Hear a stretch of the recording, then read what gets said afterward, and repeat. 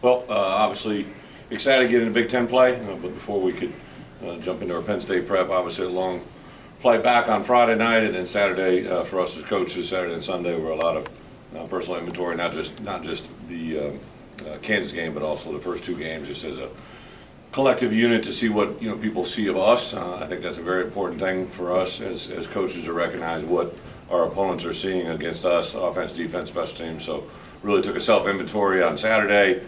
Had a lot of good conversations, but also then kind of came back and revisited them on Sunday, and then obviously begin to jump into our Penn State prep. They played obviously an early game on Saturday, so we weren't going to get that film until about 2:30 that day. So took kind of a collective breath to get to there. Amazingly, we're pretty healthy. I think coming out of two games, had a couple guys get some injuries on Saturday, but nothing that's going to eliminate anybody out. I believe I heard you guys ask Aaron, Matt Bailey should be back with us this week. It'd be nice to get him back in rotation, not just from a pure skill standpoint, but he just kind of embodies everything. I think in the back end, obviously we knew coming into this year we were going to replace 4 or 5 back end players, and not just routine players, really good players. So he brings a little substance back there that got a lot of game experience a year ago, not just in the games, but the preparation for the games. He's been a little bit of an assistant coach out there during the field, on the field during practice, also during the home game last week. But obviously excited to get him. Also should get Zeke Holmes back a little bit this week. He's going to basically be cleared, and what he does this week will kind of determine what he can do on Saturday. So excited to get 2 more defensive players back with us. Continued growth out of some of our other guys offensively. Julian obviously left the game with a dislocated finger, but he'll be back with us.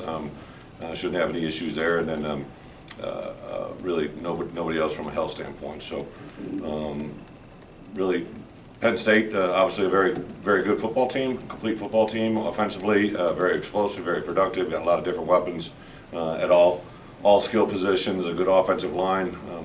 Guys that we recruited, guys in Northside, their interior player was a guy we had on visit here, so we know a lot about some of these guys. That's what's kind of fun now in our league play. We'll start to see a lot of guys that we not only know because we compete against some guys that we recruited, and you can kind of go a little bit different perspective once that begins to happen.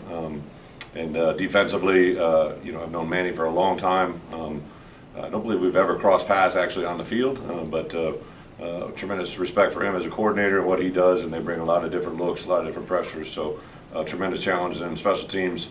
They have transitioned a little bit since we were there last time. So some new phases, even though it's a game just 2 years ago, it's a completely different script for us, basically in the game planning. So with that, open up for questions.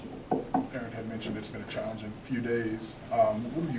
What's been challenging about it in secondary? One of the things we commonly talk about in our program, it's one of the best things that can happen is you grow a lot from difficult conversations, right? And obviously when you have things that you need to correct and things that need to be done, those conversations aren't as easy as when they are very successful, right? So, for Aaron, for the defensive staff, for the offensive staff, really just to go back, revisit so that we can move forward is never easy. I think about it all the time, right? Like half of the teams in college football lose every weekend, right? And here at Illinois, to have a loss hurt, and it hurts a lot of people, right? Like obviously I can read the tone of your articles, right? The people that write, right? It matters, right? It matters to people in the community, it matters to our administration. So to have that relevance, I think, is a good thing, but also the disappointment of that makes it a challenge as well. So we had to have some conversations, but on the same point, you can't let Kansas beat you twice, right? So we got to jump into our preparation, learn from our mistakes, make the adjustments we need to correct, and especially for our players and coaches. From your assessment watching the film, what are the issues defensively for you, and what are some of those possible corrections and things you look at when you assess it? Well, I think that you can appreciate, right? Like we're getting ready to play Penn State, so I don't really want to talk about what we think the issues are, right? That would be a little bit of a silly comment, but I would just tell you, for us, I think it's obvious that if you give up a certain number of yards, if you give up a certain number of points, you give up a certain number of third down conversions, you do certain things, it's just not a recipe for success. So we got to correct the things that we believe in, especially on both sides of the ball, offensively and defensively. There's some things we've done well on the second half in both games defensively. We've made some good adjustments and made it happen. We just spotted them too much on the front end. Obviously, end of half has been an issue defensively. Offensively, we've done some really good things in the red area, which was a point of contention a year ago. Some things we really concentrated on that side of it. We've really done offensively good at the end of halves, right? But obviously the flip side of it, defensively, we've given up 2 scores at the end of half, which we can't do, because that really has been kind of, in my opinion, the deciding drive on both the game that we won against Toledo and the game that we lost at Kansas. That end of half score was a really big part of the game. Right, obviously, these are 2 good teams you've played. How much you gain from that 2-game sample size as a staff? Like, how much do you learn about you know, obviously I wasn't here when either one of these games were scheduled. You know, you look around the league and you see who teams are playing and what the results are, right? And I knew that these were going to be two games out of the gate before we got into Penn State that were going to be very difficult games to prepare to win. And obviously we come out of it 1-1. Love to be 2-0, but we could have been 0-2, so we're 1-1, and we're going to live with it and roll with it. I think the biggest thing that we also took a year ago at this time, we were sitting in the exact same scenario. We were a 1-1 football team after a disappointing Friday night road game loss, right? And so there's a little bit of a rewrite of that, although completely different season scripts and all that goes into it. But it's not like we haven't been here before. I believe Penn State is ranked 7th, which is exactly what they were ranked last time we were playing them. So there's a lot of commonalities that we've seen before, right? And I think the dreams and aspirations of our room haven't changed just because of the results of one game. Building off that, how do you keep that perspective with the guys that you've been doing this a long time? You have a lot of season left, although you're still frustrated with the results. Well, I get the question, but I really, we do take a 1-0 mentality approach. We just, you know, one of the things that we did this year, we didn't even really have season goals. I just said this is going to be the goal of our season, is to go 1-0 on a weekly basis. And obviously the first week we were able to achieve that, last week we didn't. So it allows you in the most difficult moments to stay on the task at hand.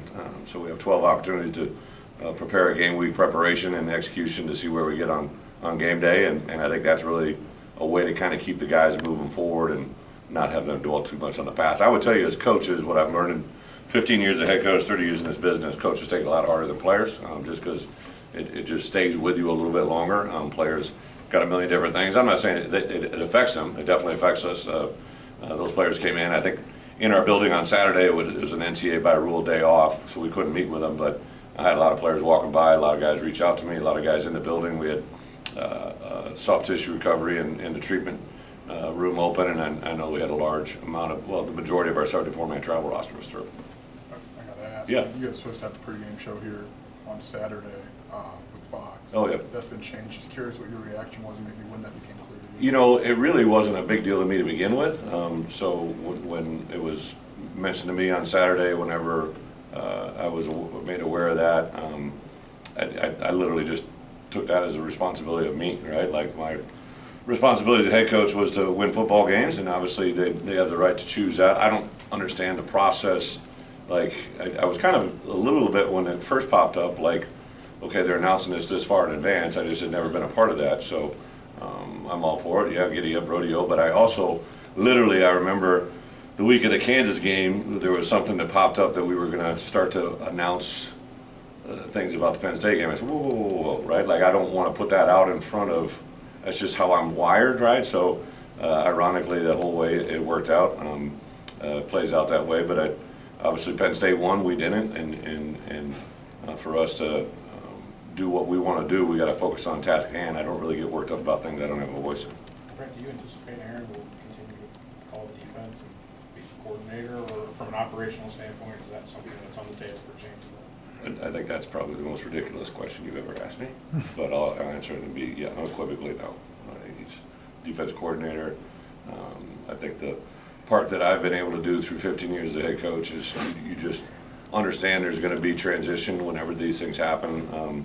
My first year as a defense coordinator, we went from a defense that was ranked, I believe, in the 80s to #1, and the next year we dropped considerably. Just a lot of different change of personnel, and people learn to attack your scheme and where it is. Aaron and the defensive staff are a very intelligent crew. We've met a lot before last Friday, and we met a lot afterwards, and we'll continue to grow and get better. Aaron mentioned that I guess most of the scoring drives against you have been prolonged by, a Penalties. penalty. I mean, were there similarities between the two games, just in terms of what was happening, or just general penalties? Yeah, so I think in the first game, we made a mention of it. I talked to the players involved. Obviously, we had a face mask, we had a post-snap penalty, we had 2 DPIs. We had a low hit on a quarterback, right, and those drives contributed to 20 points. This past weekend, much the same. Obviously, we had a face mask early on that was in a low red that was on Ryan Mead, and I think in certain situations, like even the week before with Johnny, there's going to be certain fouls that happen during a game that it's just part of the game, right? They're trying to reach and make. What we can't have is post-snap penalties and repeated issues. I made a special point. I watch everything, offense, defense, special teams, and there's a play when they get Taz for a post-snap penalty, and they're kind of involved in a scrum. They're kind of grabbing with a TV copy. You literally see the Kansas wide receiver blow a kiss to the sideline, right, and saw the reaction of those guys. So that was something they had probably tipped off the officials that they're trying to get across, and it was definitely something that they coached and got a reaction. So I made our guys aware of, right, that's not a normal sequence, right? So I think our guys have to learn restraint is very big part of the game, and we got to do a better job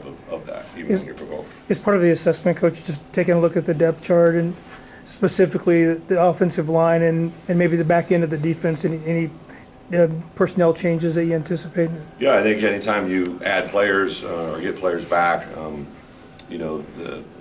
of the downfalls or one of the difficult parts for a couple guys is they had not really gotten a lot of practice and reps in before those first games, and I think that reflected in the way they've been able to play. So we've been healthy now for about 2 weeks, and obviously get a lot healthier this week with a couple of those guys back on defense. But yeah, we get better with practice. A short week, I think, was also something that, as we look at it, we talked about it, preached about it, but it took one less day of practice for us, and it was something we definitely needed in the type of offense we were facing, and obviously the defense that we played against as well. So they had the same amount of prep time, right? But it was just a little bit different for our guys traveling and everything. But how do you evaluate your offense? They had some big deficits they're Yeah. facing, but how would you evaluate what you've seen out of that group? Well, I think we got to have an identity, right? Like, and be able to do some things and count on them and say this is what I like it to equate it to. Like when you hear people talk about us, an opposing coach,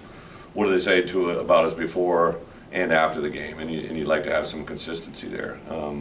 Obviously, 2 opponents we haven't played and 2 new season opponents, but Luke is obviously a very talented quarterback who's got a very good skill set. I mean, take a third and long and convert it into a touchdown and really not get touched, right? Just goes, they were bracketing Isaiah out to the field, which he's going to get. He's a very good receiver. They were going man coverage across the rest, and they had a middle post safety that Pat Bryant came in and gave a nudge, and that's all Luke needed, and went from a third and long to a touchdown. When you have that on tape, that's a very good thing. So I think that's part of an identity that we haven't really had since I've been here, and that's a different. So we're a different offense.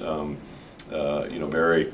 The reason I brought him here was a lot of the stuff at the line of scrimmage with relief on the perimeter and do certain things. When people would load up and put the box in on against us. So that has to be there, but we have to be a little bit more consistent, I believe, offensively on early down runs, and that's going to be a big part of it. And just stay in sequence. I showed a play. I believe it was a 6th or 7th play of the game.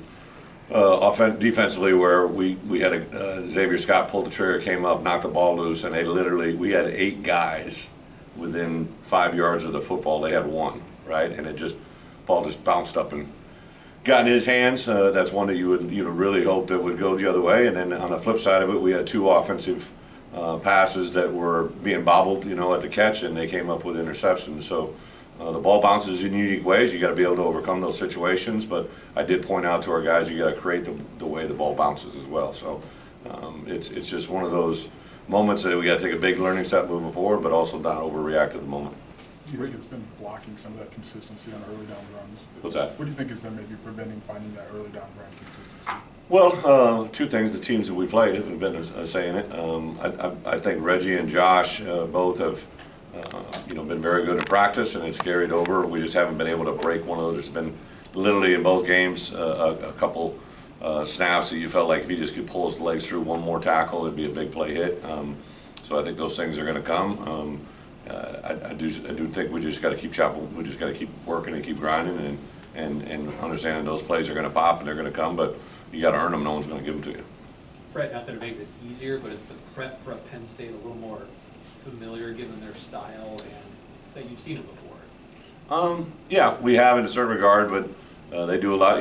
Penn State is primarily an 11 and 12 personnel team, but they have different guys within those personnel groupings. But that's majority of it. They play some 21. They have a couple other unique personnel groupings. I think one of the trademarks of James's teams is that they play a lot of skill. They're deep. They do a tremendous job in recruiting, and they're allowed to do things there at Penn State that allow them to get a lot of skilled players in the program. And it seems like as soon as you have one leave, right, another one stands up right behind it. So that's the thing about Penn State. The volume of skill that can be on the field and be fresh is a challenge. But what's your next steps for your offensive One more line? after this one. Next step for the what? Offensive line. Yeah, I think three things. From an offensive game plan standpoint, we got to figure out what we do well and be able to stick to it, be able to practice it, be able to execute it not only during the course of the week but on game day. Second thing is we probably need to have one of those plays just happen, right? Like I think once the confidence is a big part of this game, and I think especially in the run game we haven't had one of those big plays happen yet, and when that does, that can be very, very contagious. And the third thing that we got to be able to do as coaches is put our best players in the best position to be successful. And if that's moving guys around, if that's playing guys at different positions, if it's getting guys a rep at different techniques, that's what we got to do as coaches, and that's what we'll do this week. One more. Yeah. In the spring and fall, you guys have talked about playing fast. Yeah. Do you feel like that's carried over? Yeah, so offensively we always talk about see fast, no fast, play fast, and I think that's definitely it's showed at times. I think that's one of the ironic things in both ball games when we've gone 2-minute offense. You've had a lot of success defensively. You're at the discretion of what the offense wants to do and get our guys lined up and get our guys to play. But I would say that in general on defense, like we've gotten ourselves in a couple of good scenarios and we just haven't been able to get off field on third down. Really all types of third down. We had a third and long, we had a third and short, we had a third and medium. That's got to be a big part of us. And then it's the third series of the game. The first two series results in touchdowns, and the third series we go 3 and out, right? And then turn around the fourth series, give one, and then create a turnover early in the second half, right? Like it's just like there's too much inconsistency in the results. I wouldn't say it's in the plays, but in the results is what matters, and that's what we got to be able to do. But saw Xavier make a big play, saw Dylan rip the ball out, right? Like those are extra effort plays that you feel could be contagious, and even though they get unnoticed because we lost in a 2-score game, but as coaches we notice those things by far. Thanks,